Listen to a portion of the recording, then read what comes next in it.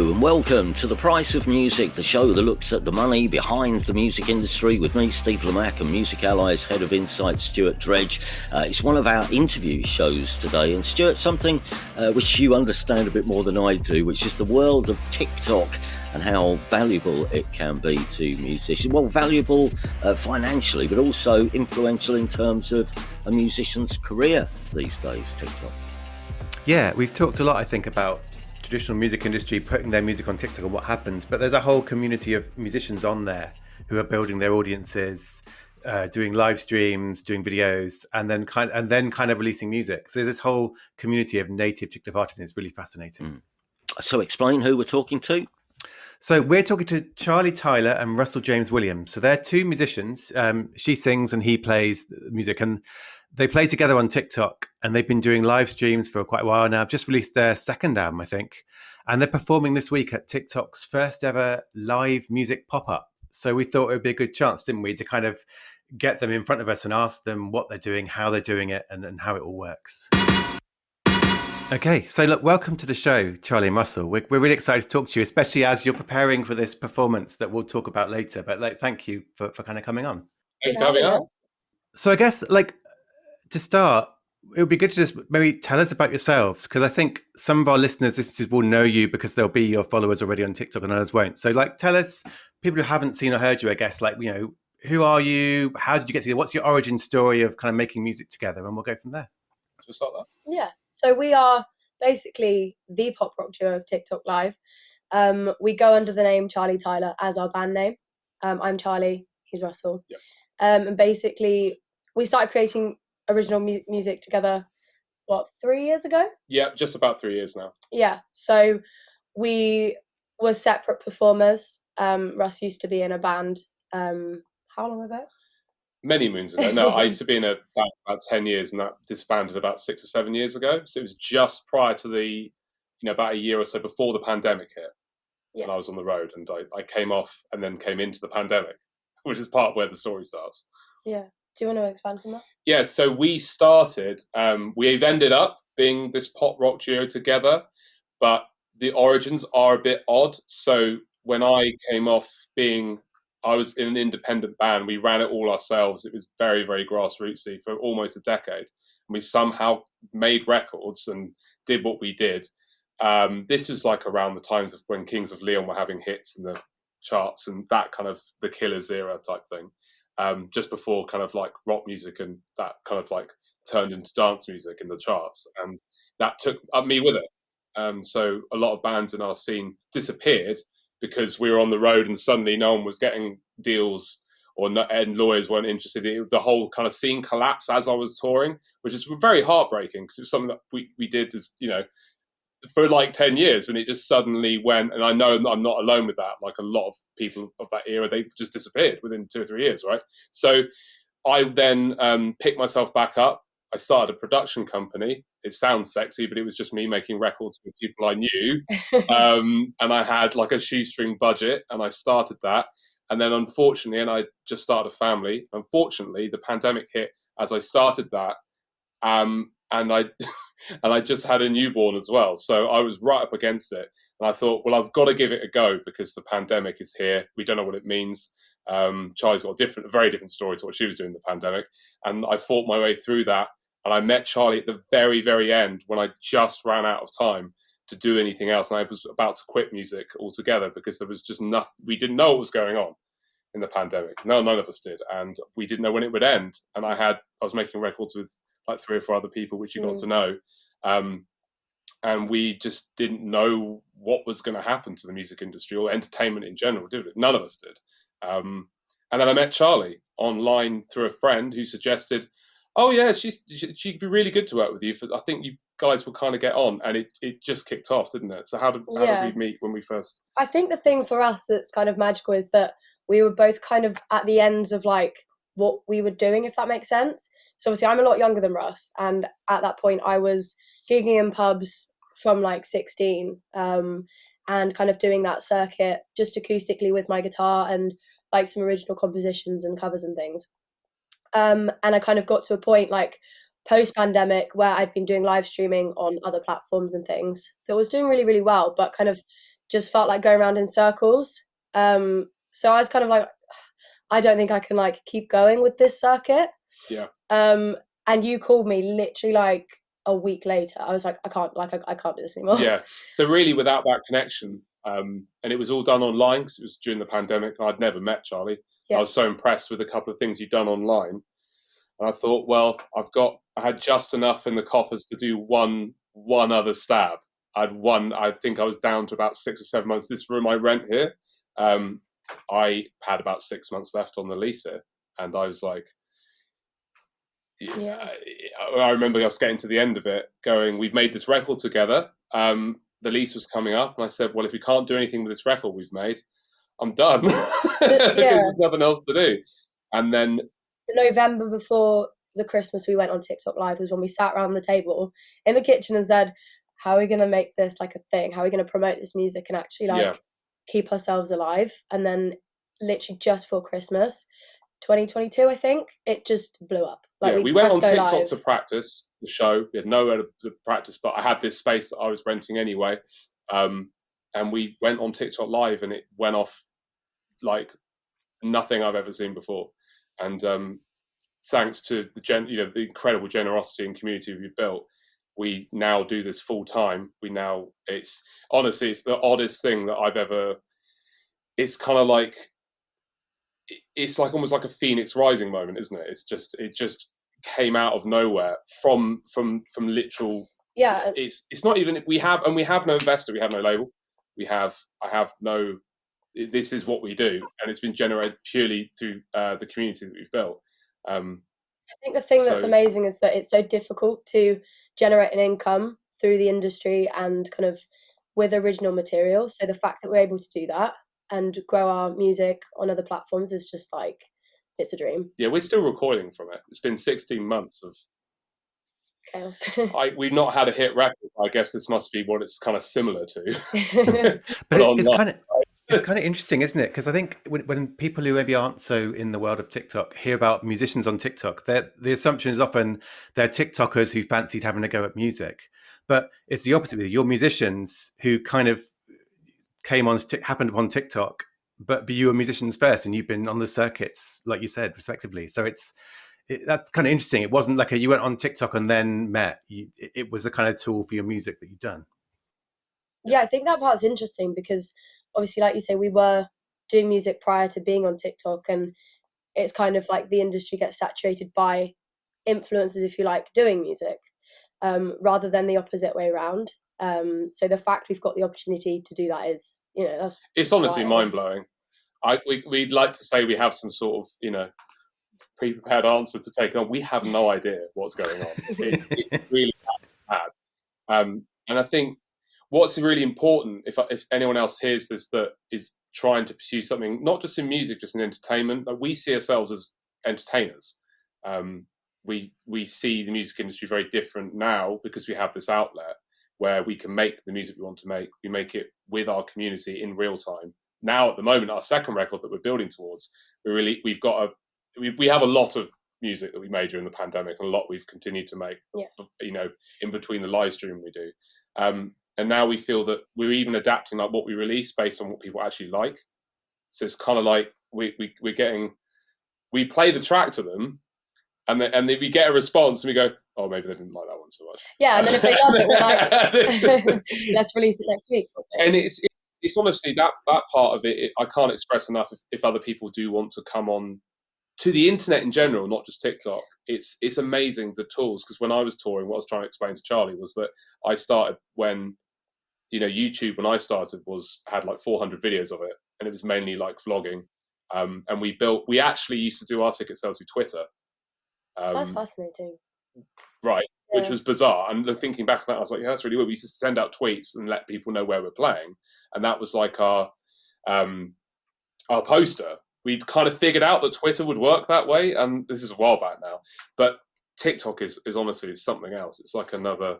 I think it has to take a different approach, though. So obviously we are technically musicians, but the approach we have to take on TikTok is that we kind of have to be all these different areas. We have to host the show, and we're kind of like presenting it as if people aren't watching the show and they're listening to it. So we're kind of running a radio show on your phone. but then you can also watch it and you can engage with it. So it's combining all these different like social media entertainer sort of aspects into one, rather than just being a musician. It's much more like what I guess entertainers used to be like in the 30s and 40s, where they would be multi-skilled, multi-talented presenters of things, because obviously post-war everything was so tight and entertainment was on the rise. And I guess especially in the UK we had that kind of like era of entertainers from that period that were the general entertainers, and that's not yet to be replaced. We kind of feel like we've gone all the way back to there, because we have to, when someone's watching their phone, you have to get their attention, and then you have to entertain them, like as if someone's walking past in the street, because they could just swipe out the feed every 2 seconds. It's like, who are you? You can just swipe in and out. No one knows how you're seeing it. And the way that TikTok Live works is that it randomly puts people into your show. So someone from New Zealand could be watching you that's never seen you before, and so when they end up in your room, depending on what you're doing, like why would they stay and watch? It's a strange dynamic. So we have some fans that have watched us from the very get-go that don't say anything for like 12 months, and then they finally leave a comment, and you think, you've been here for a year, and you feel welcome. You can say hello. And sometimes we've had some people in the room, they immediately see it and go, what love this. What is this? This is hilarious. And they start engaging and, gifting and sharing the feed out. It's really like, really varies. So yeah, it's a very new, I don't get it, because I've spent most of my adult life playing, the circuit in the UK, playing the Cavern Club, looking forward to venues like that. Let's get to play the Cavern Club again. Like all the legendary little bits and pieces that are left, playing larger shows, maybe once or twice a year, doing that whole grind. And now we're on TikTok, and although we do miss it to an extent, it's a new show every day to a completely different set of people, and that's what's completely mad about it. So it's really hard to try and condense it down to get people to really understand it. We've tried to make a pop rock show on your phone or tablet, so you can interact with us. You can contribute to what you're doing. You can watch it for free. You can share it to your friends. You can comment on it. You can go and listen to our music on streaming services. You can just put it on like the radio. Like we've learned, some people just watch it and they're not even watching it. Like Charlie said, they just like doing work around the house or something. They leave it on like a radio DJ. So we've had to adapt how we talk everything to how we do the show. It's simply, you don't just turn up and play a show, if that makes sense. And that was really, you can't ignore the fact that you're live with people on the other end of the phone. You have to like be aware of that point, like in a live show. So mad, yeah. I'd love to be able to condense it into something well, more but it sounds like you've had so you've kind of learned. We're going to ask about how what you've done has evolved, and it sounds, I mean, looking at your feed, like you're doing the behind the scenes videos, like here's a song we're working on. You're doing lip sync stuff, like, so have you had to sort of lead into what works on TikTok? How do we do stuff around the live streams? It sounds like you've been kind of having that crash course, I guess, in how to build an audience there and how to grow. Yeah, I think the thing that we've learned is when we first came on TikTok, I would say in 2021, maybe at the back end of it, we spent a long time growing the platform. So we did a lot of pro shot like covers where I was just playing the guitar and Russ was filming and stuff. And we grew the following to, I think it was 100K before we really even knew what TikTok Live was. So we grew it and then left it for a bit because we kind of were stuck, like what to do. What do you do with it? Yeah, music, unless it's something insanely viral, which we haven't yet like figured out, because there's no kind of right or wrong for it. We were like, well, what do we do? Like, where do we go next?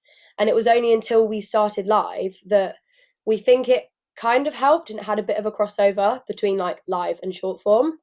But it's kind of like a lot of people, as much as we had a large following, we don't think that the live people came from that, if that makes sense. So now we're kind of moving into an area of how can we generate more followers and more engagement from our short form by going with like content that we think people will respond to, as opposed to like just music or just TikTok trends, and combine the two. So the fact that we've now released more music, we can obviously intertwine it. Yeah, we've always we make a lot of music, and this has given us the ability to be able to keep making music, keep releasing music, and figuring out what we want to do. We're more interested in the community we're building.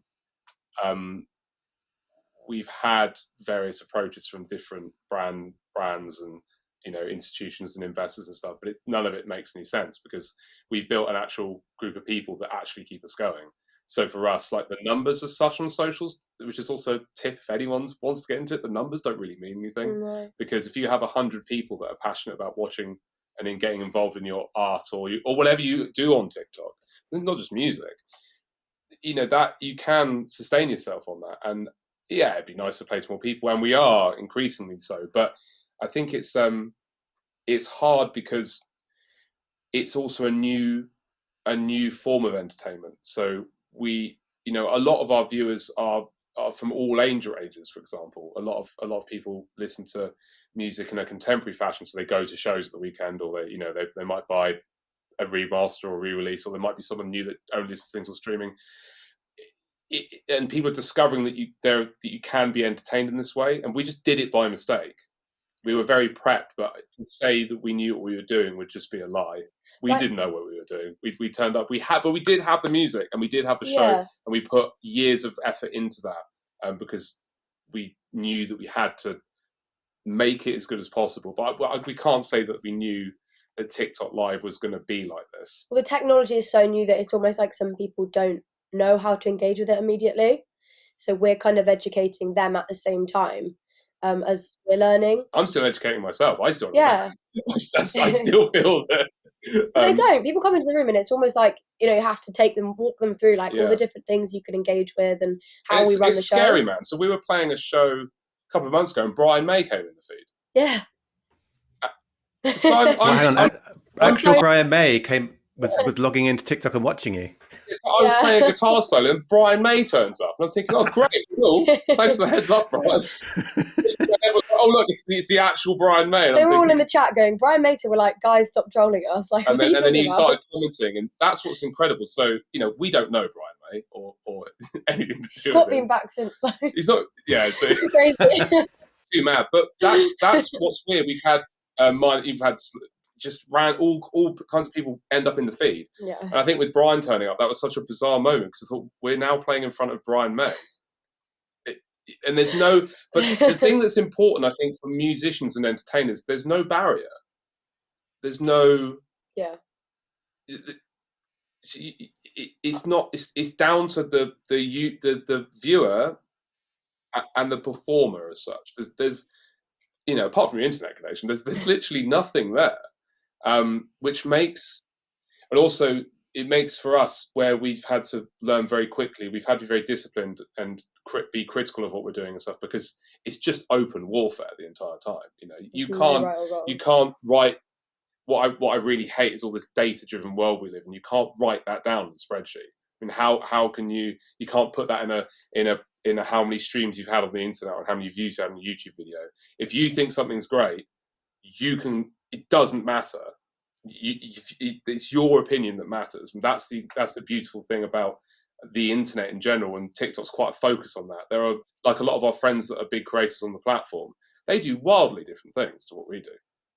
And one of our big friends is the biggest Call of Duty player in the world at the moment, and he loves what we do. But why is he interested in what we're doing? He comes to the feed.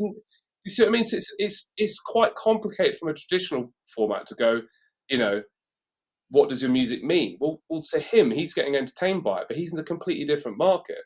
Yeah. But he's telling all his gamer friends about, I should see Charlie Tyler on TikTok, and we're like, we should go and watch what's Big J Man. He's amazing, and it's a very, it's so liquid. It's like all these different worlds are touching, like kind of overlapping onto each other.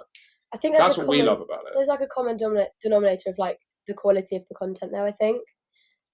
Like if it's of like a level. Oh yeah, that's like anything though. Yeah. That's still the same thing. If you've got a great Bowie record, it's still a great Bowie record, and all the great music of the past, it still translates the best. If you hear great music on TikTok, it does well, right? And that's nice to know that still is in effect. So we don't see ourselves as TikTokers and such. We are TikTokers, but we're like the wrong way around, if there is a wrong way. It's Please tell interesting. What I find interesting is the fact that you're learning something new all the time, while you're almost unlearning as well. You've had to unlearn how the industry works as you knew it, and stop thinking and coming to the conclusions of the old world and trying to work out the new one. And also, it's a different sort of. I guess it's a different community as well. Have you found other people like yourselves who exist not in the sort of older style music industry, but are doing what you're doing now? We're the first people to do it in the West. So we'll just leave it there. That's full stop. With that, the problem is that we put our foot straight through the top hat. Literally, we just shoved our foot straight through it. So we've got very few contemporaries on the internet. But there are more coming onto the platform. There are a couple of acts in America. They've had the app in TikTok. They've had the app for about 6 or 7 years. So they're further ahead than us. Yeah. In Germany, there's more people. But there's in terms of what we do, we're kind of the only people on the internet doing it. There are a few coming, and it's amazing to see, because you'd be quite shocked at like how there's bands from Cuba, like what was the other lot from? Like New Zealand, Australia, there's a couple of people kind of giving it a bit of a go. Not quite like how we do. I don't know if you guys have seen the show, but it's pretty chaotic. But there aren't yet. We're hoping that more people do turn up. There's maybe like one other act in the UK that's doing it. But to be honest, like we've put our foot through it, and we didn't realise it. However, in Asia, there are groups like us in other apps that use this type of technology. So it is something that we didn't realise. But since being on TikTok, they've said, no, what you've done, you don't realise it. This has been happening for 10 years in China. And you've just gone, we're like the kind of British invasion in like a tiny little way, like a little way, probably a little insignificant way. Without the talent, we're like the little British invasion that's just gone boom. So yeah, that's we're still kind of recording from it and whatever it means. But like you say, like for me, it's been big unlearning. Massive unlearning. It's been a lot easier for Charlie. There's like a 10-year gap between us, and for me, like you say, trying to get your head out of your own experiences, that has been a big challenge for me, particularly. I mean, if it wasn't for her, I wouldn't be on TikTok. You're the one that suggested TikTok. I was like, live streaming. Let's just go for it. Let's try it. It's not rock and roll, is it? Is that good? But it's kind of good, I think, because there was that moment in the music industry when a lot of artists were being told, get on TikTok. And there were these videos happening where they'd be like, I don't want to be here, but I've been told I have to by the label. But like going on something and going, well, I'll see what it does. That feels creative and fun. It feels like it's more of a, coming from you rather than someone telling you have to be on this. I don't know how firm you were, Charlie, in telling him you have to do this, mind. But do you know what I mean? Well, I had previous experience on another platform that I wasn't monetizing from, but I was just kind of doing it throughout the pandemic to kind of grow a following. So I kind of knew that there were audiences there that were willing to watch live streams, but to what extent we had no idea. So I just said, like, look, we've built this following. I don't know what it means. We didn't know that the gifting was such a thing, and I think it has definitely developed on app in general over the last 16 months for everyone. But we didn't realize the potentials of it. So I was literally working at a coffee shop, and I texted him one day. I was like, let's just go on TikTok. Like, I don't want to be here. Let's just go on TikTok and test it. And you called me one day and said, I was at work, and you were like, I've got the sound working. It's all coming through the phone. I went live and I had 120 people in the room. I was like, let's go. Yeah, and this is the thing with TikTok. I went live whilst I was setting up because I just didn't even know what it was. And 120 people watching me cable up a live stream. You were playing Outside, I remember it. You're playing one of our first tracks, and you're like, it worked. It worked, and then the kind of rest is history, really. But yeah, the thing I'd say about to like other artists as well, to answer your question about like, oh, I've got to go on TikTok. It's the industry thing. Live streaming isn't the same. So live streaming is much like I mean, we want to get into podcasting. By the way, this is quite interesting. Like, we're quite fascinated by it. We've been asked by people, can you start a podcast? But like, why? Like, anyway, we look at that. And obviously, Steve, you've got like mass. That's what your game, right? And that type of entertainment. but the live streaming thing, it's like a radio broadcast and a performance. So if you're a musician going on to anything on the internet, but particularly TikTok Live, the live streaming thing, the thing that we'd encourage people to do is you're there to entertain people. So a live stream is no different to watching a broadcast performance of something at an arena or a stadium, or watching Glastonbury or something. It's exactly the same. And that's what I think a lot of people can take a lot of advantage of if they listen to that. We treat it like you come in, it's rocking, come say hi, do what, if you want to go mad, go mad. If you don't, just want to chill out, just do it. And we're trying very, very hard to kind of combine that radio interview style thing with the live stream. And it seems, because when we listen to it back, it is like a radio show. So being on TikTok as a musician to promote yourself, the short form thing, that's a different game. We're not masters of that. We are performing like it's our own show. We know a couple of guys and girls that do amazing on short form, and I'm telling you, man, it's like an art form. But they can't always get live to work though. So some of them have an amazing short form scenario, and they go live and I can't get more than 20 people in the room. Like what's going on? So I think it's one at a time, and then there's a slight overlap, I think. So coming out traditionally, we've found, because we didn't come out traditionally, could be a bit of a disadvantage. But like saying, Steve, it's the unlearning part. What people are on the internet for, I mean, I don't know. Like they seem to like what we do, and we haven't learned anything more. It is refreshing, I think, to be like, because you could easily come in here swaggering, going, "We had the master plan, we knew exactly it, we're brilliant." But I mean, you mentioned the gifting, and I think that was something we wanted to kind of chat to you about, because obviously you've released music, released an album, you have played concerts as well, haven't you? But you've also then got TikTok Lives. So what's in terms of how you make money without telling me your bank statements? Like what have you learned about how you put this together to make it sustainable for you to do it full time? Like is it a mixture of new stuff on TikTok and then the traditional ways of making money as artists? I think for us, first off, we didn't realize the potentials of what TikTok Live could do for us income wise.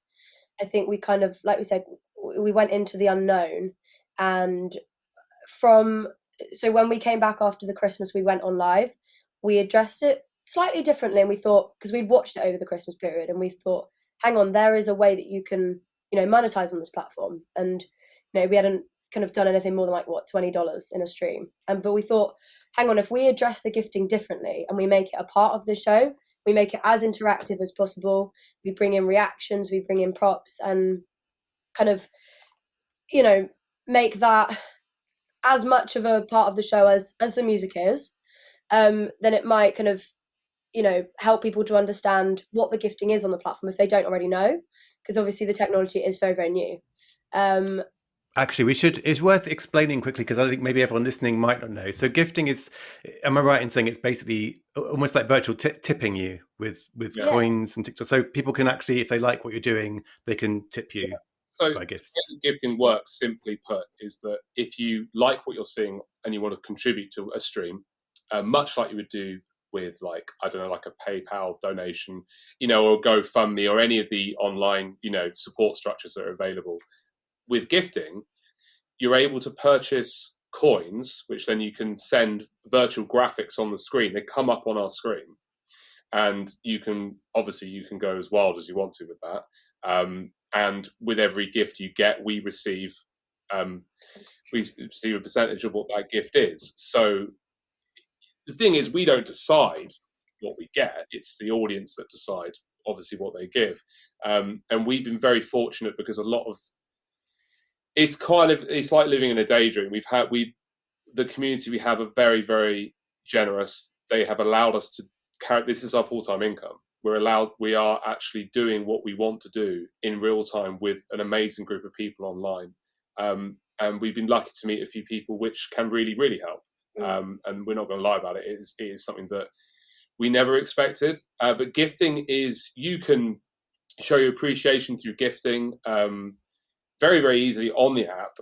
But it's all like little video graphics that you see. So for example, the amazing part of it, the real positive about gifting, which doesn't get talked about enough, when I see like a performer online and they know who we are, right? If Charlie or myself gifts the performers, they go mad. Yeah. Because we're like almost like giving it back into other performers that are just getting started. And if it's almost like so we got friends in the app that we help support, and everyone's kind of rising up together. But it's initially bizarre that you would send a running line across the screen, and it's roaring. And I don't know if you've seen, Steve, you've seen like you go on our TikTok page. Some of it is mad, and I've got confetti cannons in here. We've got changing lights, and we try to really up the production. It's really funny because some of the gifters, they just go, "Dude, I just want to help you out. Like you don't have to like." Yeah, they're like, "Stop with the confetti." Just stop going mad. What we do go mad is, I think if you're a real, I hate this term. If you're like a real thing, which we like to think that we really just are doing it together. When someone tips you, it's amazing because it's like, wow, you're actually the only reason we can make the second record is because of the public. They've decided if they didn't like what we did, we wouldn't be doing this anymore. There's no, I think that's what's mad. Yeah, the surreal part is that obviously anybody has the opportunity to send a gift, but they've tiered it in a way that obviously you can just send like, what is like a penny, right up until like you can combo them, right up until like, a chunk. So I think that means that obviously people of every tier can get involved. But I think for us, it still means the same when people send a rose, which is like the lowest, it's like a $1 gift. That's a penny. Yeah, right up until like a TikTok universe, which is like, 45,000 coins. So there's like a huge chunk. But for us, it's the fact that people are actually investing in what we do and they're enjoying it enough to get involved with and it adds to the show. So the gifting adds to the show. Everyone gets excited. And I think one of the things I'd like to also say on record is that there are people in our community. We have people that can't physically make shows. They actually physically are not unable to leave the house. We have people that are financially in a position they can't contribute. They can watch it for free. And we encourage that, people to not feel weird they can't gift in the stream. We have people from all types of backgrounds all over the world that are hopefully enjoying what we're doing. They keep going back.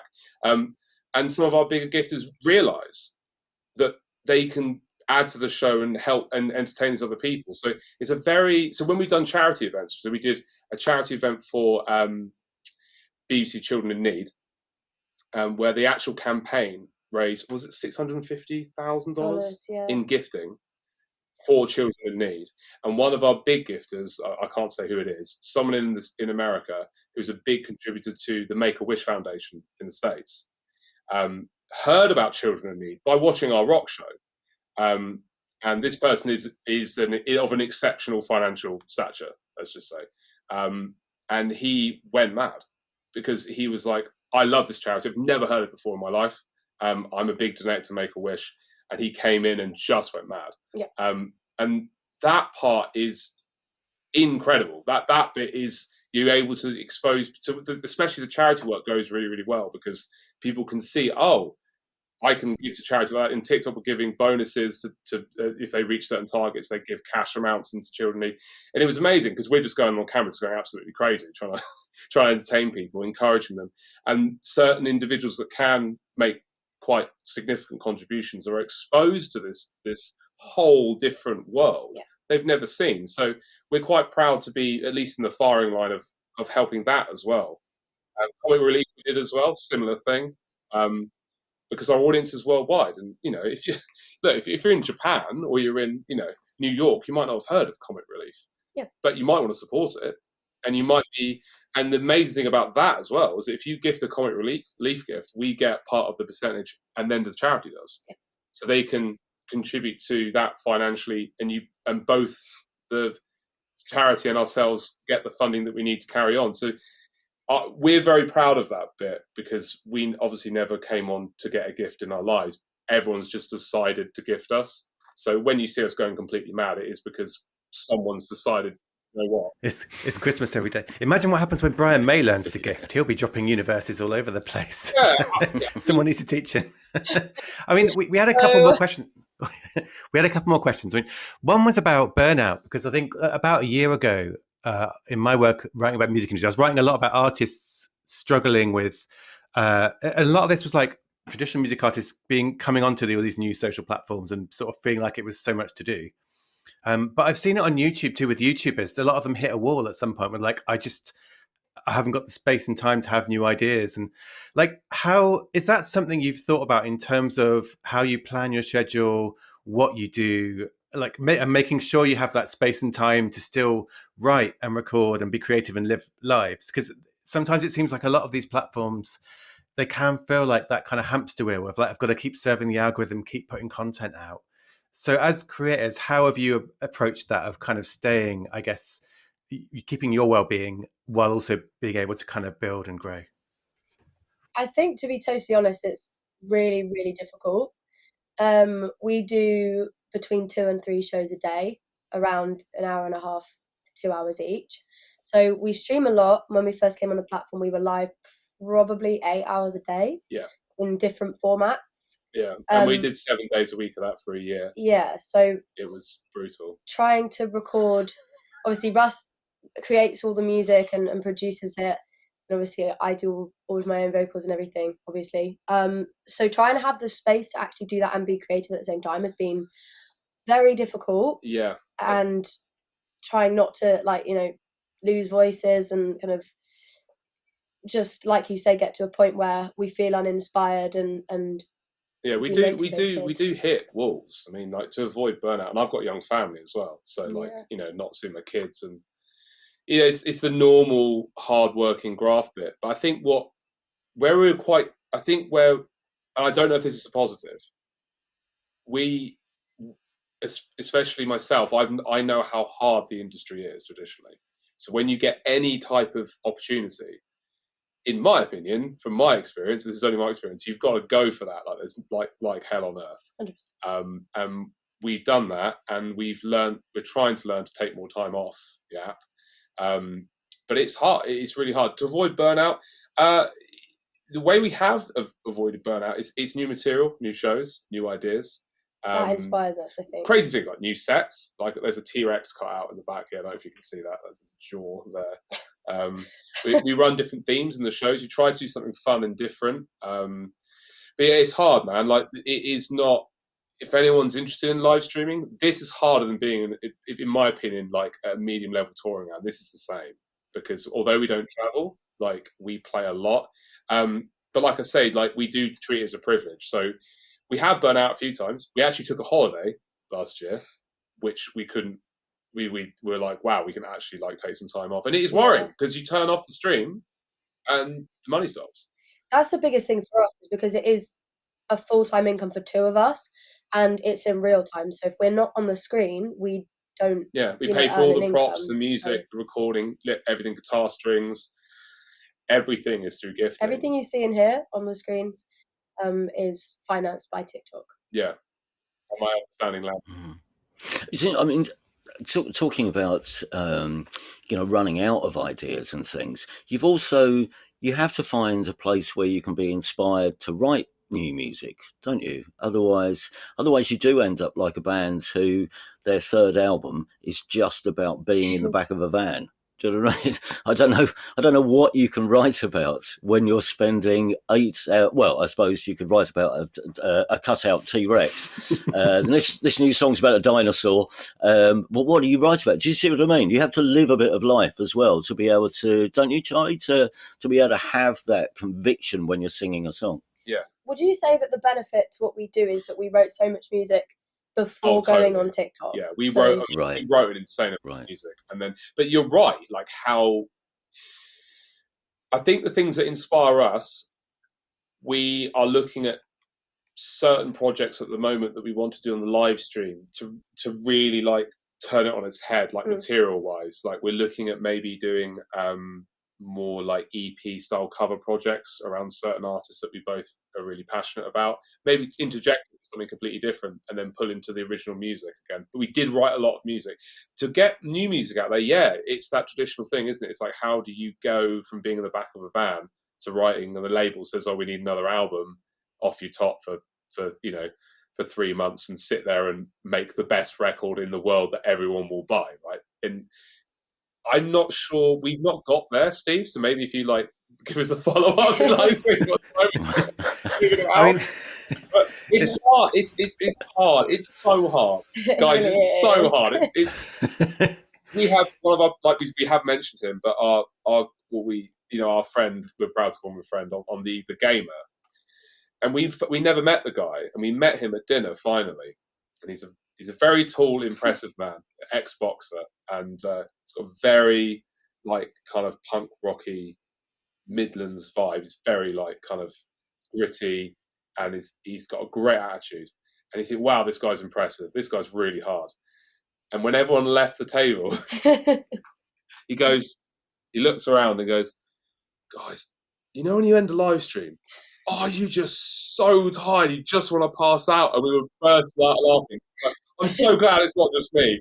He has this whole, and it's hard, man. He plays computer games for 8 hours a day on TikTok. To be fair, it's nuts. There are some of them, some of our fellow creators on the platform.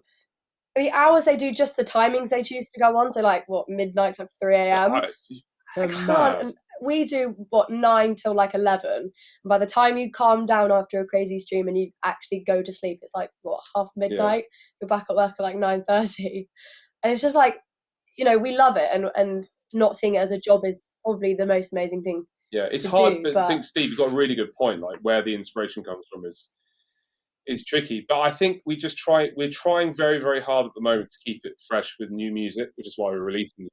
At the moment we've released a track every week off the second record, which is very different because we didn't drop the first record for a whole year, although it was already there. So we dropped that and immediately released a record from the second record, and then we want to keep releasing, because the thing that we've learned which we never realized was that the more music is out there, the more it can make its way through the internet and into people's ears. And to be honest, because we're not with a label, we don't even have a manager.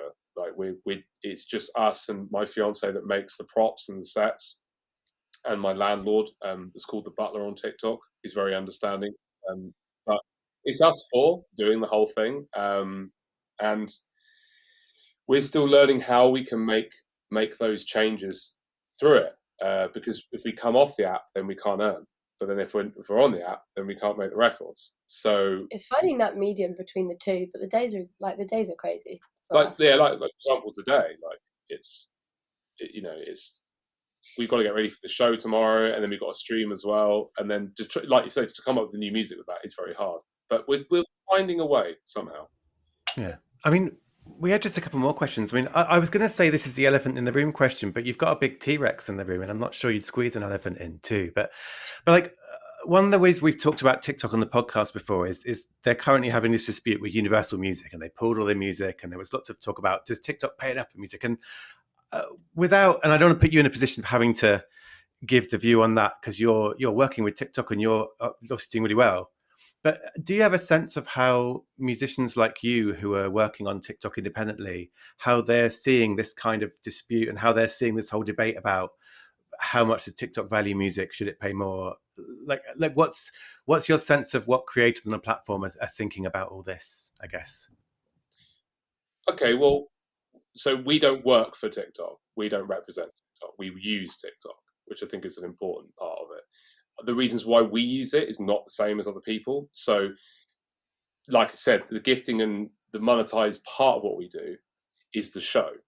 So we don't, because I'll make a more umbrella approach. So the comment with the UMG thing, yeah, it's not great to have obviously things removed that you can't use. It's not great to have like limitations, but that's none of our business. We don't own the music. We don't when we are not TikTok and we're not UMG. So it's their debate to have. But for us as independent musicians, what I would say, to kind of flip it on its head, I think that the way that we're approaching it doesn't make a difference to us in the slightest, because we've come at it from such a different angle that if you're going to rely on powers that be having disputes out of your control, then like you've got no future anyway. Our future's with our community. So if our community follow us everywhere, and that's the key part is that if the fan base that you've got, if you can entertain somebody and we're on TikTok, that's a pure coincidence. And TikTok has given us the ability to do so. So the UMG thing for us, when it happened, we were like, oh, that sucks. Anyway, got a live stream to do. I guess maybe because we're primarily original music based, it just kind of like went over our heads because we own everything we do. So yeah, you're not relying on lip syncing to universal music tracks. You're making your own music. So, I think, like you say with the influencer thing, it's where we're kind of at the front of the game for good, bad, or indifferent. Is that we're not affected by anything because we're just our own bubble doing what we do. So everything else, if you're on TikTok to be an influencer and they pull all your sounds off your short form and it's UMG music, you got a big problem. Yep. You got a big problem. But that's the same. We have problems with copyright of our own music. We put our own music up, and all the social media apps take them down. Yeah, I struggle to put videos up with our own sounds. But I'm like, we literally own the copyright. I mean, here it is.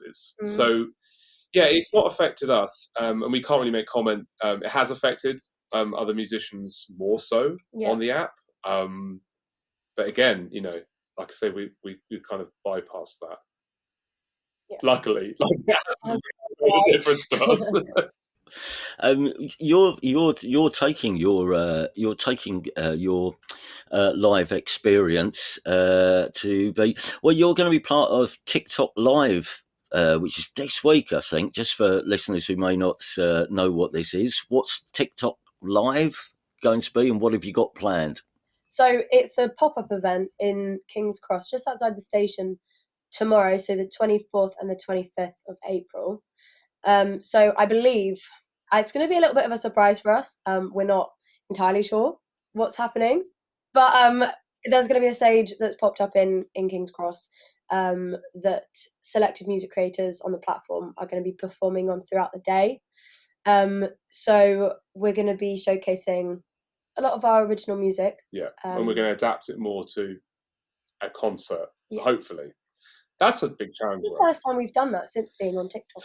Yeah, because TikTok's just been all-consuming, really. And we do have plans to be playing physical shows, but the state of how everything is, like we say, for us, we're very, very positive about the internet. But the TikTok Live event itself, it should be a lot of fun because we're actually able to play music to physical people. And we're going to hopefully, if we can pull it off with the time we've got, we're going to be live streaming it as well. Yeah. So it will be as it is on our shows, but also in the flesh. So it'll be TikTok Live. It's going to be us in serious format. Yeah, us being serious, yeah. Which we're not. Yeah. Well, grand. Well, I mean, good luck for that. And by the time this comes out, I think it may be happening that day or Andre, but it sounds like it's going to be quite a lot of fun. And also just to meet the other people performing, I'm imagining would be quite fun. And some people you've only seen on the screen before. A lot of people we know on the app that's also mad is that they're all abroad. So some of them are flying in for it.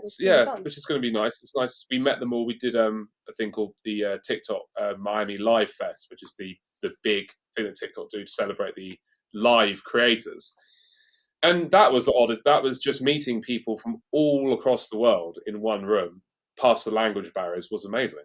And we all know what we're all doing on the app. So it's nice to do something physical because it's nice to meet people. And however much the internet is a great tool, it's our livelihood.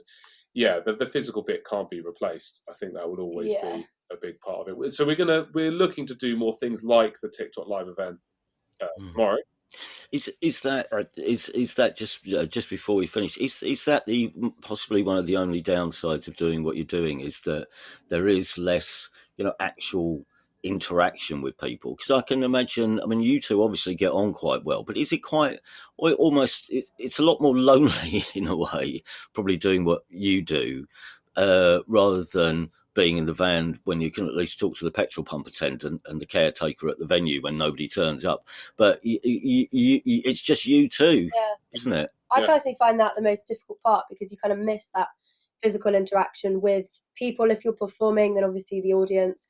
But just in general, the people that you'd meet when you're gigging and like Russ when he's touring and stuff, you meet so many people virtually and not in person. So that's lonely. But it's incredibly rewarding. So it kind of, it outweighs it sometimes. I think we'd like to see ourselves in a couple of years' time being a hybrid of online streamers and some sort of physical show. But I would emphasize that the industry is very different now, even to when I was involved with it.